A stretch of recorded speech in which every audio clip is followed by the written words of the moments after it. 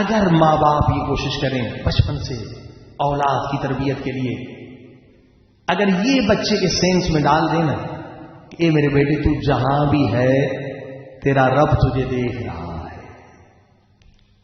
مولا علی فرماتے ہیں کہ اولاد کے لیے پیسہ بڑی میراث نہ سمجھو کہ بھی ہم نے پیسہ چھوڑا ہے ہمارا بچہ لاڈلا رہے گا، آرام سے رہے گا۔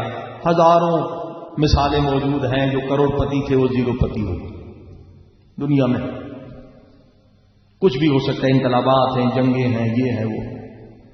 مولا فرماتے لا میراث کل ادب، یاد رکھو اگر تم نے اپنے بچے کو با ادب بنا دیا تو اس سے بڑھ کر کوئی میراث نہیں ہے۔ ادب کیا ہے؟ یعنی اسلامی ٹریننگ۔ اگر بچے کا اخلاق ہے اسلامی تو یاد رکھیے یہ سب سے بڑی میراث ہے۔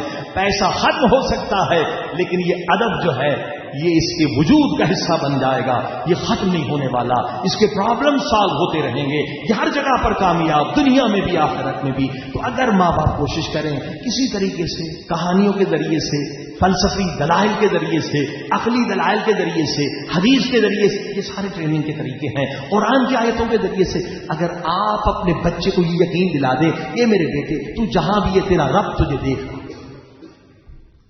بس آپ نے بہت بڑی نعمت بچے کو عطا کی۔ اب ایک باپ نے اسی ٹریننگ دینے کے لیے اپنے بچوں سے کہا کہ بھائی میں پرائز دوں گا، انعام دوں گا، اور سوال یہ ہے پریکٹیکل سوال، کیا ہے بابا؟ سب کو مرغی دی، کہا بیٹا اس مرغی کو وہاں ذبح کر کے آؤ جہاں تمہیں کوئی نہ دیکھے۔ اب یہ ہے ایگزام تمہارا۔ تو ایک بچہ گیا جنگل میں، نہیں دیکھا، ذبح کر کے لایا۔ ایک گیا بند کمرہ کیا، مرغی ذبح کر کے لایا۔ ایک چھت پہ گیا، کوئی نہیں دیکھ رہا، مرغی ذبح کر کے لایا۔ لیکن ایک بچہ جو بہت ذہین تھا وہ زندہ مرغی واپس لے کر کہا بیٹا تو نے کیوں نہیں مرغی ذبح کی؟ کہا بابا آپ کی جو شرط تھی نا وہ بہت سخت تھی، آپ نے کہا مرغی کو وہاں ذبح کروں مجھے کوئی نہ دیکھے، میں جہاں بھی جا رہا تھا میرا رب تو مجھے دیکھ رہا تھا۔ دیکھیے ٹریننگ کا طریقہ، پریکٹیکل چیز جو بچہ کرتا ہے وہ بھولتا نہیں۔ عزیزان گرامی، یہی امام جعفر صادق علیہ الصلوۃ والسلام، امام نے ایک شخص سے کہا کہ تو نبی کو کیوں ستاتا؟ اپنے نبی کو جس کا کلمہ پڑھ رہا اس نبی کو ستاتے؟ اس نے حیران ہو کر کہا اللہ کے نمائندے حجت خدا، اولاد پیمبر، میرے آقا، میں نبی کے زمانے میں کب تھا؟ میں نے تو حضور کا زمانہ دیکھا ہی نہیں، تو میں نبی کو کیسے ستاؤں؟ تو یہاں پر امام نے فرمایا کہ کیا تجھے نہیں معلوم کہ ہر روز فرشتے تمہارے اعمال جو بھی تم کرتے ہو اچھے یا برے وہ حضور صلی اللہ علیہ وسلم تیرے نبی کے سامنے پیش کرتے ہیں، اور جب تیرا گناہ تیرے نبی دیکھتے ہیں تو انہیں تکلیف ہوتی ہے، انہیں اذیت ہوتی ہے۔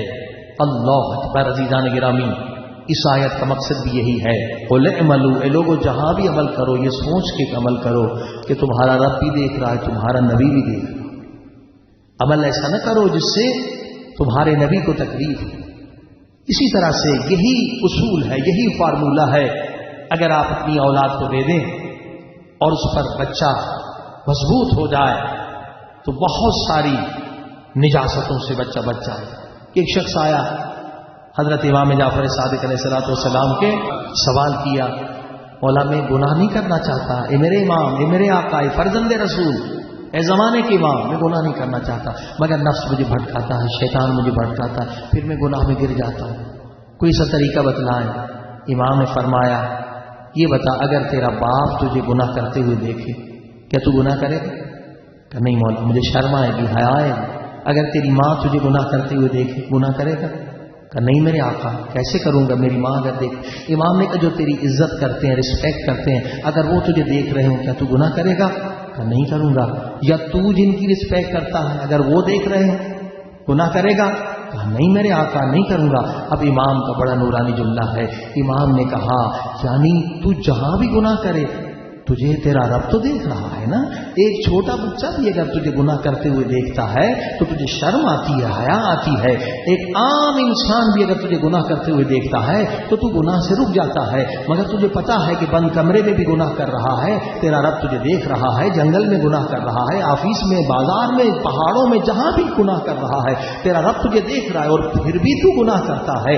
اس کا مقصد یہ ہے کہ جس وقت تو گناہ کر رہا ہوتا ہے اس وقت تیرے دل میں خدا کی عزت ایک عام انسان کے برابر بھی نہیں ہوتی. بس عزیزو, رونا اسی پر ہے. یہ جو توبہ ہے اسی پر ہے کہ ہم نے جو گناہ کیے ہیں, گناہ کرتے وقت ہم نے خدا کی اہانت کی ہے.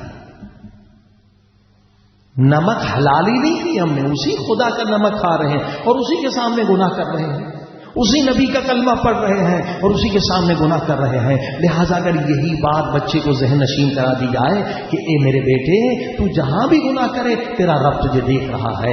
اسی لیے حضرت آیت اللہ خمینی نے بہت نورانی جملہ کہا تھا کہ ان کائنات محضر خدا است در محضر خدا گناہ نہ کنی.